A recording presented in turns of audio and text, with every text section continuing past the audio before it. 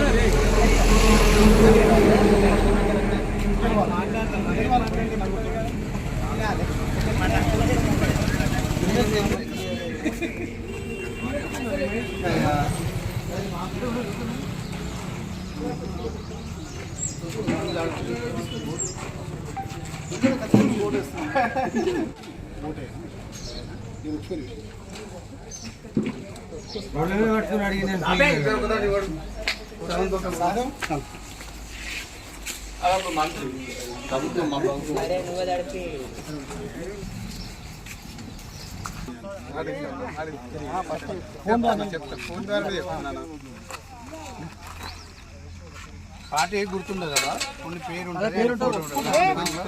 ఒకటో నెంబర్ వాళ్ళు ఇచ్చిన పెన్ను ద్వారానే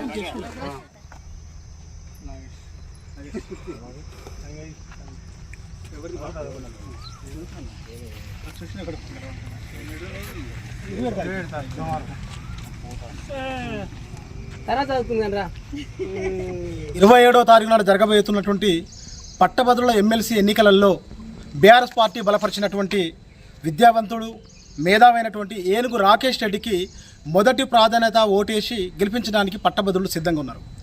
ఏ సమాజంలోనైనా విద్యావంతులు కానీ, మేధావులు కానీ సమాజం సంక్షోభంలో ఉన్నప్పుడు ఆ సమాజానికి దిక్సూచిలాగా దారి చూపించేటువంటి పాత్ర మేధావర్గం పోషిస్తుంది.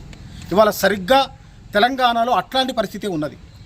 5 నెలల క్రితం, 6 నెలలు కూడా పూర్తి కాలేదు, కాంగ్రెస్ ప్రభుత్వం తెలంగాణలోకి వచ్చిన తర్వాత, అధికారంలోకి వచ్చిన తర్వాత సరిగ్గా 2014 పూర్వం తెలంగాణ ఏ పరిస్థితిలో అవుతుందో ఇవాళ ఆ పరిస్థితులకు తీసుకుపోయింది. రైతుల ఆత్మహత్యలు పెరిగిపోయినాయి, చేనేత కార్మికుల ఆత్మహత్యలు పెరిగిపోయినాయి.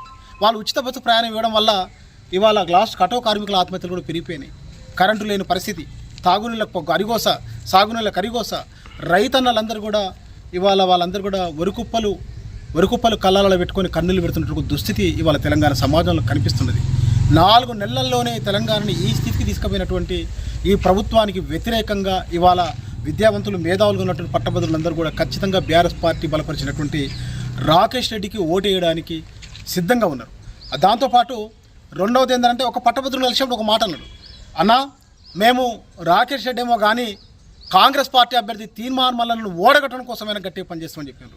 ఇవాళ నిజంగా జరుగుతున్నటువంటిది ఒక పెద్దల సభకు రాకేష్ రెడ్డి ఒక రైతు కుటుంబంలో పెట్టినటువంటి వ్యక్తి.